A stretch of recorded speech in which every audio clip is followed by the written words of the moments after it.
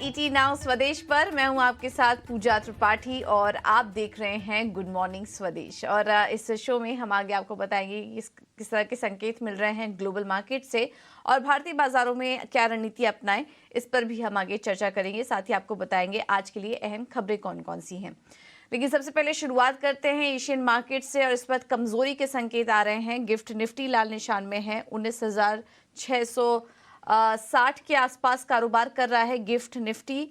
चीन के बाजार भी नीचे 0.5%, हांगकांग और कोरिया के बाजार भी करीब 0.5% नीचे।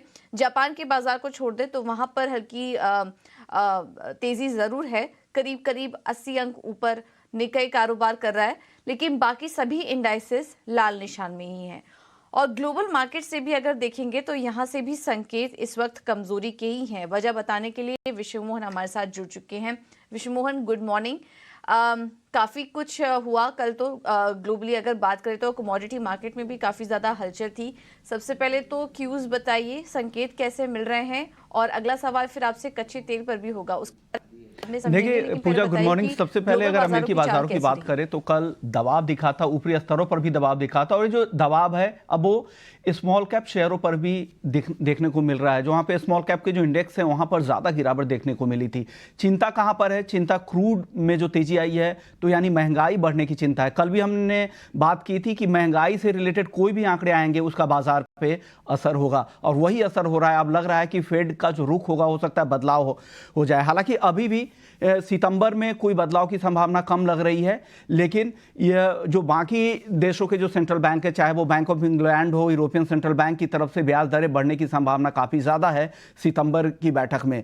तो ये एक चिंता की बात है। बॉन्ड यील्ड में भी उसकी वजह से तेजी आ रही है, क्योंकि ब्याज दर ऊपर की ओर जा सकते हैं या लंबे समय तक ऊपर की तरफ रह सकते हैं। डॉलर इंडेक्स आप देख रहे हैं 105 की तरफ जा रहा है, तो यहां पर तेजी दिख रही है, और उसी का दबाव अमेरिकी बाजारों पर भी दिखा, यूरोपीय बाजारों पर भी दिखा। यूरोप के जो आंकड़े भी है वो भी कमजोर दिख रहे हैं। पीएमआई नंबर जो आए अगस्त के महीने में वो भी काफी कमजोर दिखे थे, तो ये चिंता है। और जो 3 साल के फॉरवर्ड जो अनुमान महंगाई को लेकर है वो वहां पर भी बढ़त देखने को मिल रही है, और इसी भी से ये उम्मीद लगाई जा रही है कि 0.25% ब्याज दरें वहां बढ़ोतरी हो सकती है। चाइना के आंकड़ों की बात करें तो वहां पर जो मेजर सबसे बड़ा बैंक है वो डिपॉजिट रेट वगैरह में उन्होंने कटौती की है, लेकिन अगस्त महीने की जो सर्विसेज पीएमआई के जो नंबर थे वो कमजोर थे। तो आंकड़े तो अभी अच्छे नहीं आ रहे हैं, ऊपर से महंगाई की चिंता भी सता रही है, तो वो बाजारों पर दबाव बन रहा है। और यही वजह है कि एशियाई बाजारों में भी आज ज्यादातर बाजार कमजोर है। निक्के को छोड़कर ज्यादातर बाजारों में आज कमजोरी ही दिख रही है। पूजा, विश्वमोहन, तो क्यों अचानक से महंगाई की चिंता सताने लग गई? और आपने कच्चे तेल के बारे में भी बताया, क्या कुछ डेवलपमेंट्स हुए वहां पर? क्रूड में इतनी तेजी कैसे आई? देखिए, कच्चे तेल में जो तेजी की सबसे बड़ी वजह है, जो अप्रैल के महीने में ओपेक प्लस की बैठक हुई थी तो उसमें उन्होंने 2024 के आखिर तक उत्पादन कटौती का फैसला किया था, यानी अगले साल के दिसंबर तक। लेकिन उसके बाद जुलाई से सऊदी अरब और रूस दोनों वॉलंटरली स्वेच्छा से अपना उत्पादन कम कर रहे हैं। 10 लाख बैरल रोजाना वो जुलाई से अतिरिक्त कटौती सऊदी की तरफ से हो रही है, और 3 लाख बैरल रोजाना एक्सपोर्ट की कटौती रूस की तरफ से हो रही। तो पहले सितंबर तक थी, अभी इन्होंने इसे बढ़ाकर इस साल के आखिर तक यानी 2023 के दिसंबर तक इसे बढ़ाने का फैसला किया है। और यही वजह है कि सप्लाई को लेकर बाजार में चिंता है और कच्चे तेल में लगातार दबाव बन रहा है। नवंबर के बाद ये सबसे ऊपरी स्तर दिख रहे हैं, करीब करीब 11 महीने कह सकते हैं, 10 महीने से ज्यादा की ऊंचाई पर कच्चा तेल पहुंच चुका है। और अपने घरेलू बाजार के लिए सबसे बड़ा ट्रिगर है, क्योंकि महंगाई सबसे बड़ा कंसर्न अपने यहां भी बन रहा है, और ऐसे समय में जब क्रूड के दाम बढ़ेंगे तो डेफिनेटली ये चिंता की बात है। घरेलू बाजार पर उसका आज दबाव भी दिख सकता है। पूजा,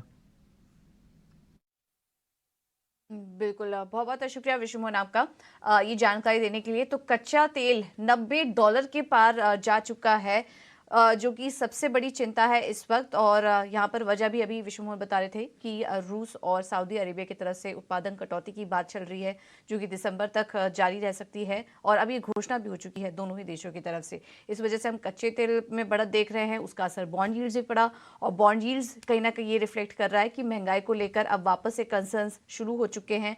और अब नजर रहेगी फेड के बयान पर कि फेड अब आगे यहां से क्या फैसला लेता है। पॉलिसी आने वाली है, उसमें देखना होगा कि फेड की तरफ से क्या कदम यहां पर देखने को मिलते हैं। हालांकि यहाँ पर एक और चीज़ देखनी होगी कि ये जो घोषणा हुई है इसको रिव्यू भी करेंगे ये हर महीने, बट देखना होगा क्या कुछ डेवलपमेंट आने वाले समय में होते हैं। आज के लिए तो क्यूज नेगेटिव ही नज़र आ रहे हैं। हम आगे समझते हैं कि आज के लिए एफएनओ डेटा क्या कह रहे हैं, लेकिन उसके पहले एफआईज और डीआईएस का एक बार चेक ले लेते हैं। कैश मार्केट में हमने देखा एफआईएस की तरफ से दूसरे दिन बिकवाली हुई करीब 1725 करोड़ की। डीआईआईज ने लेकिन खरीदारी की है, वहां से सपोर्ट जारी है और 1077 करोड़ की खरीदारी का आंकड़ा डीआईआईज का है। इंडेक्स फ्यूचर में 270 करोड़ की मामूली खरीदारी का आंकड़ा, इंडेक्स ऑप्शन में 3228 करोड़ की खरीदारी एफआईआईज करके गए हैं। तो ये हैं एफआईआईज और डीआईआईज के आंकड़े कल के लिए। लेकिन कल एफएनओ सेटअप कैसा था और आज के लिए कौन से लेवल्स इंपॉर्टेंट होंगे, ये बताने के लिए हमारे साथ डिम्पी कालरा जुड़ चुके हैं। डिम्पी, गुड मॉर्निंग, बताइए। शुक्रिया पूजा। अगर आप कल का कामकाज भी देख रहे हैं मार्केट के अंदर, तो टिपिकली एक चर्निंग का कामकाज था। कल फिर से कुछ इंडाइसेस ने पकड़ा और कुछ एक शेयर पीछे छोड़ गए, लेकिन फिर भी अभी भी हम रेंज से बाहर नहीं निकले, जो कि रेजिस्टेंस की रेंज है। इसमें आपका जो लेंथ पक्की कर ली है। फ्राइडे से जब से नई सीरीज शुरू हुई है तब से काफी अच्छी शॉर्ट कवरिंग आई है। एफआईआईज की होल्डिंग करीब 52% अराउंड भी चल रही है और ये घटी नहीं है, ये पॉइंट से बढ़ ही रही है हर रोज। लेकिन फिर भी एग्रेशन मार्केट के अंदर अभी इसलिए नहीं है क्योंकि बहुत ही डिसाइसिव नंबर अभी नहीं आया है। अगर आप रिटेल का भी लॉन्ग पोजीशन चेक करेंगे ना, वो भी करीब 51% ही है।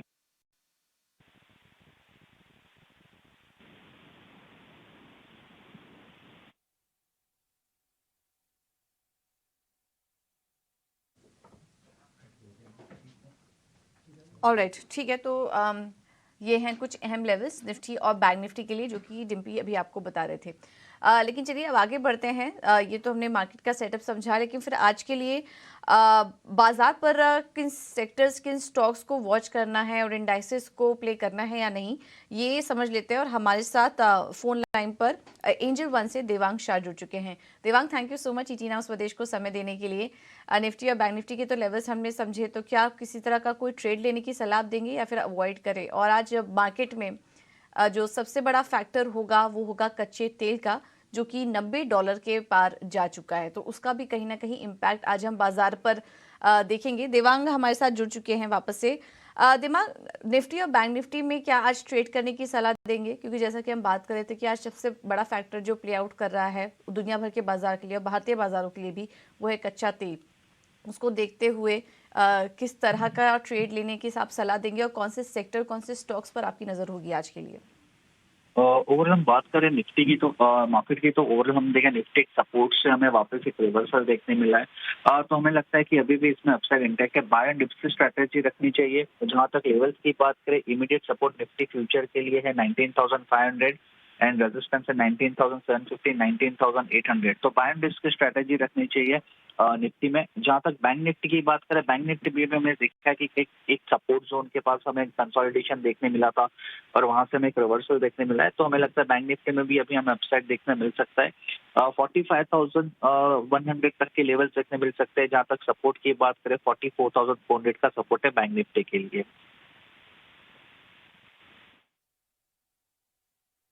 ठीक है, तो ये तो निफ्टी और बैंक निफ्टी की बात हुई, लेकिन देवांग, जैसे कि हमने आपसे पूछा स्टॉक स्पेसिफिक रणनीति, फिर आपकी नजर कहाँ होगी? फर्स्ट स्टॉक यहाँ रहेगा ग्रासिम का। ग्रासिम का ओवरऑल स्ट्रक्चर देखे हैं, एक पॉजिटिव स्ट्रक्चर बना है। शॉर्ट टर्म मूविंग एवरेज के सपोर्ट लेकर वापस अपसाइड देखने मिला है। तो हमें लगता है ग्रासिम में अभी भी अपसाइड देखने मिल सकता है। जहां तक स्टॉप लॉस की बात करें, 1825 का स्टॉप लॉस रखना है, 1890 का टारगेट है ग्रासिम के लिए। नेक्स्ट स्टॉक रहेगा सन फार्मा। कल हमने देखा है सन फार्मा में एक कंसोलिडेशन के बाद एक अच्छा हमने मूव देखा था सन फार्मा में, विद वॉल्यूम ब्रेकआउट देखने मिला है। सन फार्मा खरीदने की सलाह रहेगी। स्टॉप लॉस रखना है 1110, टारगेट है 1162। थैंक यू देवांग, आपका समय देने के लिए और ये ट्रेड सुझाने के लिए। तो सन फार्मा में तेजी करिए और ग्रासिम में भी खरीदारी करने की राय।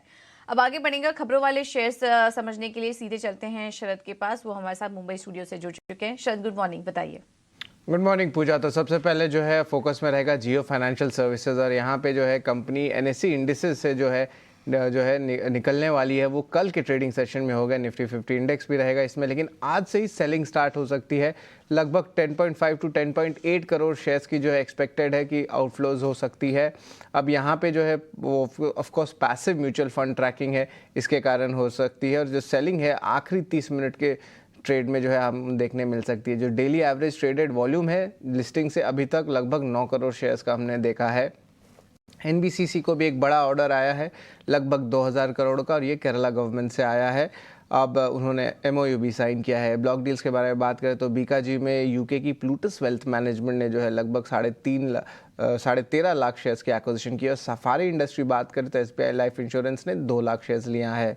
एक्साइड एजेंसीज के द्वारा जो है का फोकस में रहेगा। यहाँ पे जो उनके लिथियम आयन सेल की जो ओवरऑल प्रोजेक्ट है वहाँ पे उनको 2000 करोड़ रुपए का क्रेडिट आ गया है, क्रेडिट लाइन आ गया है बैंक से, तो इसको ज़रूर आप फोकस में रखेगा। पावर ग्रिड को भी उन्होंने विन किया है बिड को, जहाँ पे वो बूट प्रोजेक्ट जो होती है इंटरस्टेट ट्रांसमिशन की राजस्थान के लिए, उनको वो ऑर्डर मिला है। एबीबी की मैनेजमेंट मीट के बारे में बात करें तो 2 अहम बात सामने आती है। सबसे पहला कि आगे जाते वो एक double digit net profit margin रखेंगे और जो 10 से 12% का वो बैंड रहने वाला है। और double digit quarterly order flow growth पे भी जो है कंपनी का एक बुलिश नज़रिया देखने मिल रहा है।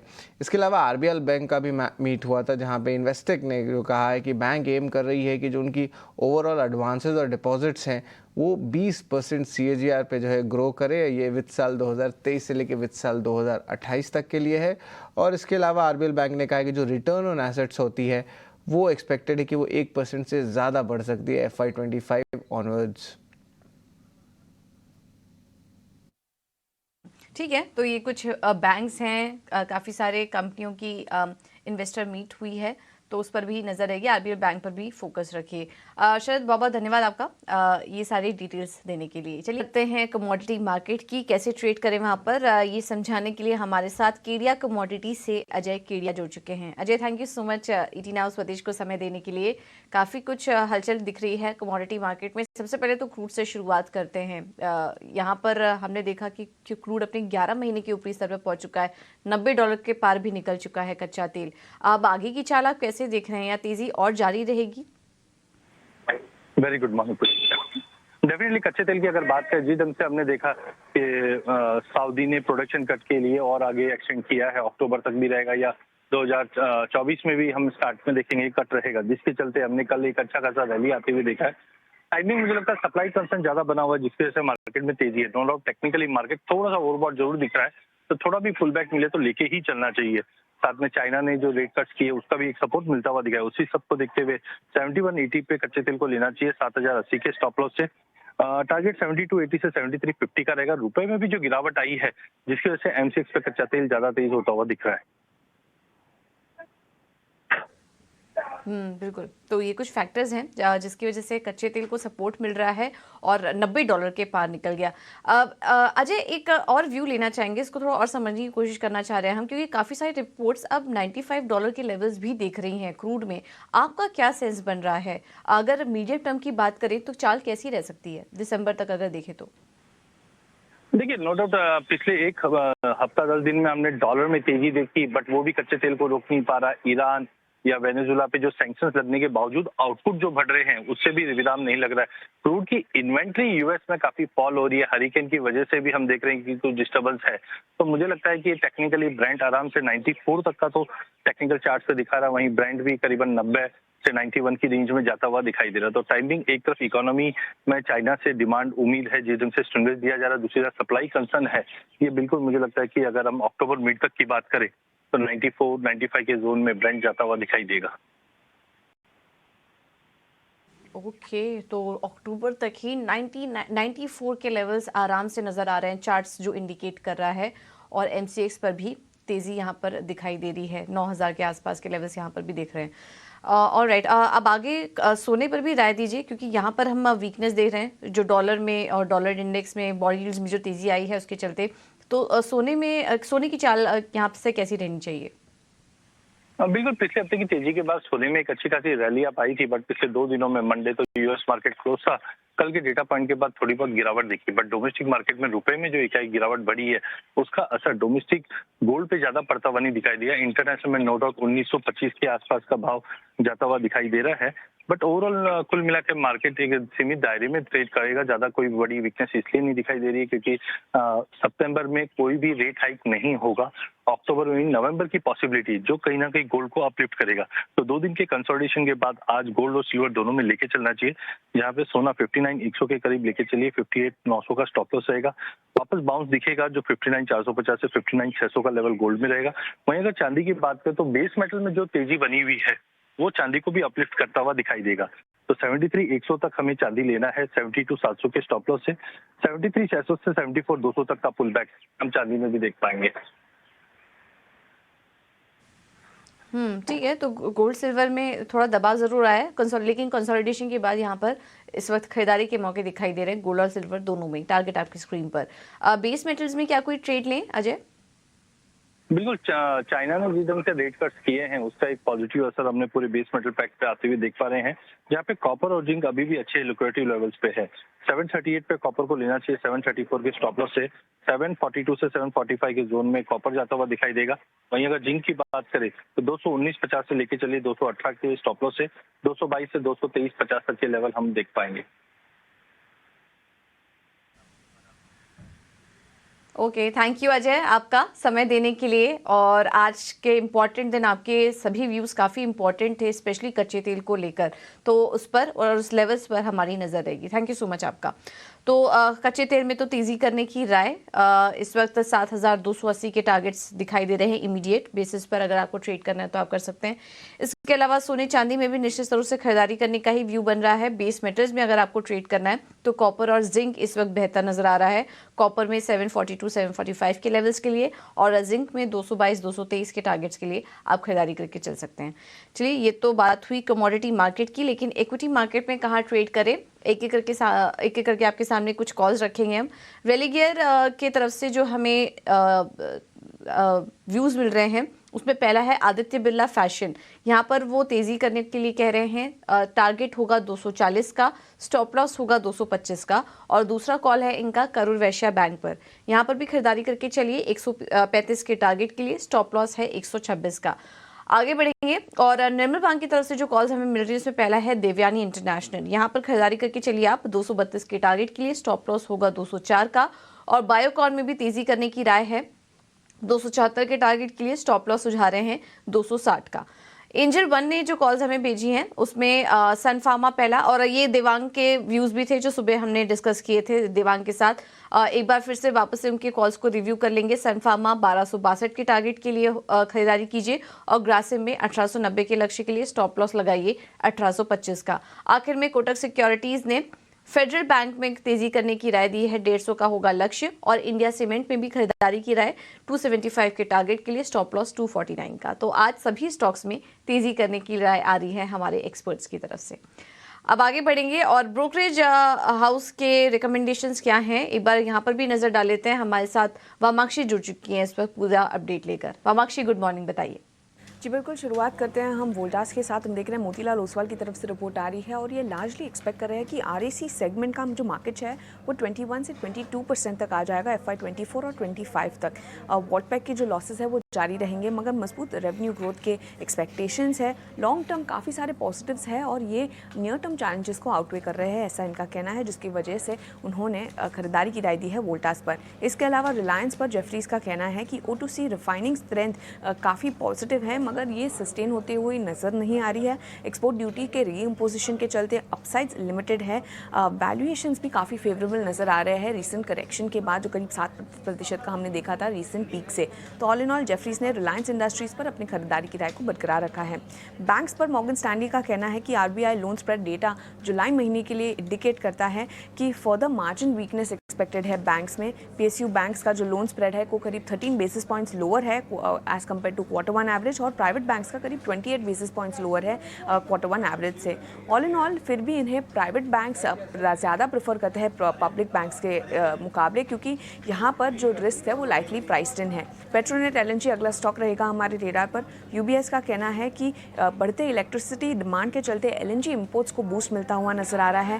कैश बेस्ड जनरेशन भी स्टेप अप होता हुआ नजर आ सकता है ग्रोइंग डिमांड को मीट करने के लिए। तो all in all in factors के चलते UBS ने पेट्रोनेट LNG पर अपनी न्यूट्रल की राय को बरकरार रखा है। और आखिर में हम फोकस करेंगे पावर स्टॉक्स पर। CLSA का कहना है कि पावर डिमांड स्पाइक होते हुए नजर आ रही है एल नीनो के इफेक्ट की वजह से, और लो बेस भी है। इसके अलावा सबसे ड्राइएस्ट अगस्त रहा है पिछले 122 ईयर्स में, जिसके चलते पावर डिमांड स्पाइक होता हुआ नजर आ रहा है। Inexpensive high dividend yield regulated utilities जैसे कि NTPC और NHPC इन्हें पसंद है।